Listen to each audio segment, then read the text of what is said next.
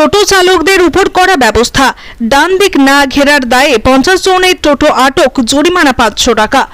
গত কয়েকদিন ধরে ব্লক প্রশাসনের পক্ষ থেকে টোটো চালকদের সচেতন করা হচ্ছিল যাতে তাদের টোটোর ডান দিক সঠিকভাবে ঘিরে রাখে, যেন কোনো যাত্রী ডান দিক দিয়ে ওঠানামা না করে। এছাড়াও যাদের ড্রাইভিং লাইসেন্স নেই তাদের লাইসেন্স তৈরি করার জন্য বারবার প্রচার চালানো হয়েছে। নিয়ম না মানলে প্রত্যেকের জন্য 500 টাকা জরিমানার কথাও ঘোষণা করা হয়েছিল, কিন্তু অনেক টোটো চালক এই নির্দেশকে গুরুত্ব না দেওয়ায় আজ ব্লক ডেভেলপমেন্ট অফিসার এবং পুলিশ প্রশাসন যৌথভাবে কঠোর পদক্ষেপ নিয়েছে।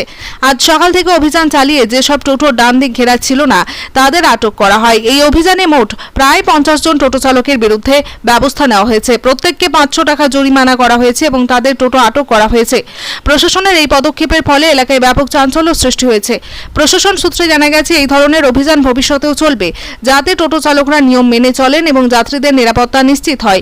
টোটো চালকদের প্রতি আহ্বান জানানো হয়েছে যেন তারা দ্রুত ড্রাইভিং লাইসেন্স তৈরি করে এবং টোটোর ডান দিক সঠিকভাবে ঘিরে রাখে, অন্যথায় আরও কঠোর ব্যবস্থা নেওয়া হবে বলে প্রশাসনের পক্ষ থেকে হুঁশিয়ারি দেওয়া হয়েছে। দেবু মিয়ার report, Janakantha TV news, Murarai.